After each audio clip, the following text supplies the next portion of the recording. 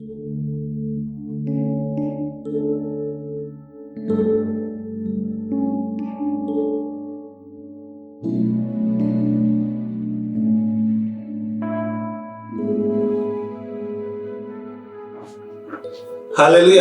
selamat pagi buat kita semua orang-orang kasih Tuhan.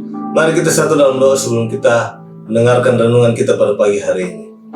Terima kasih Bapa yang ada dalam sorga. Kami berterima kasih atas kemurahan-Mu, atas kasih setia-Mu yang tidak pernah berhenti dalam setiap kehidupan kami.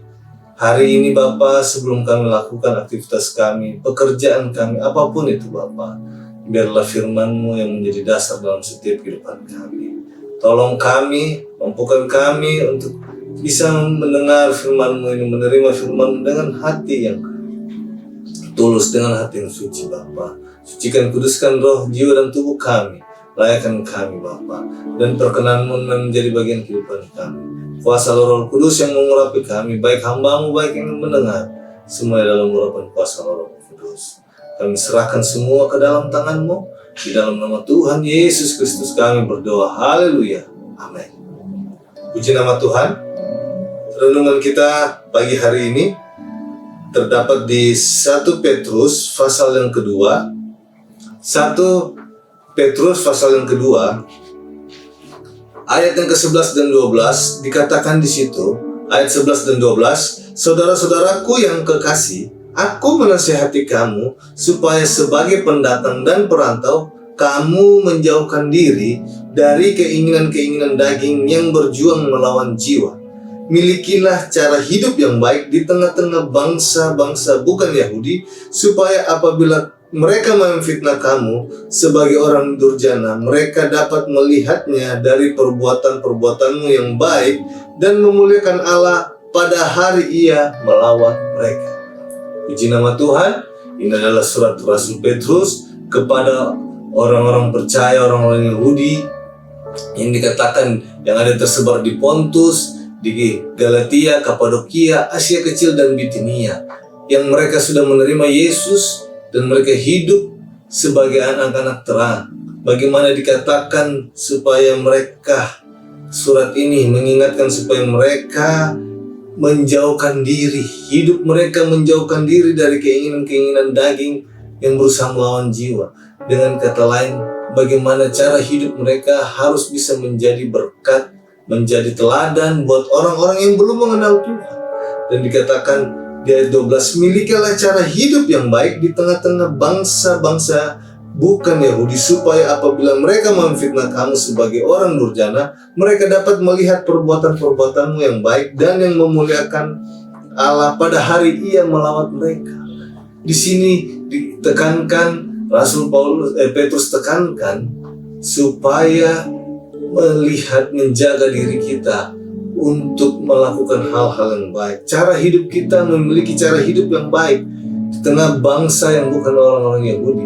Ini kepada orang-orang Yahudi yang sudah percaya kepada Kristus. Mereka sebagai pendatang, mereka sebagai perantau di tempat orang, yang dikatakan mereka harus membawa dampak.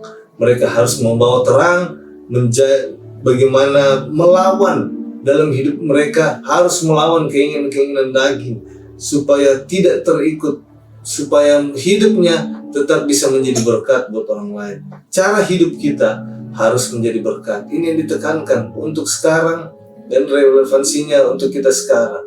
Diingatkan bahwa kita sebagai anak-anak Tuhan harus membawa dampak, menjadi terang dimanapun kita berada saat-saat hari ini.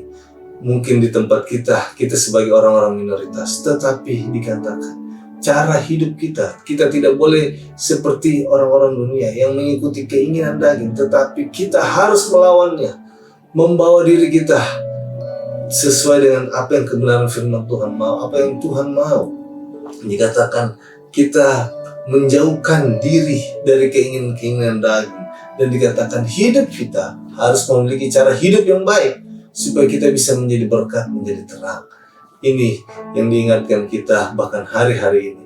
Baiklah kita menjadi garam dan terang buat orang-orang yang belum mengenal Tuhan, sehingga ketika mereka menfitnah kita, mereka membuat apapun itu hal-hal yang tidak baik, mereka lihat ada Kristus dalam hidup kita. Dan dikatakan saat Tuhan melawat mereka, mereka melihat tidak ada yang menjadi batu sandungan.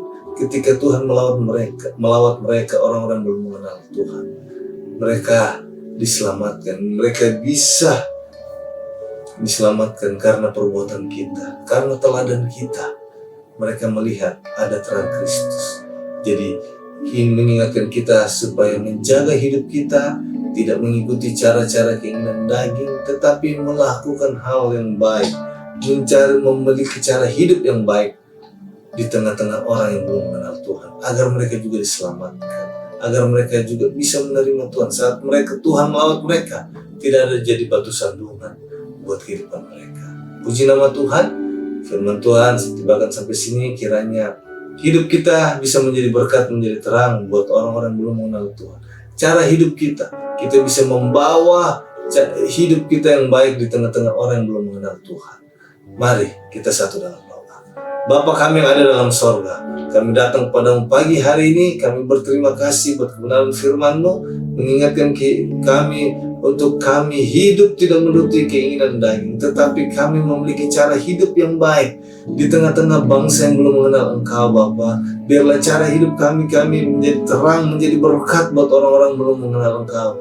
Jauhkan hidup kami sebagai batu sandungan, sehingga mereka tidak dapat mengenal Engkau. Tetapi Bapa, mampukan kami, Allah Roh Kudus, pegang tuntun langkah kami, agar kami bisa menjadi berkat buat orang-orang yang belum mengenal Engkau. Dan biarlah nama Tuhan saja dimuliakan atas kehidupan kami.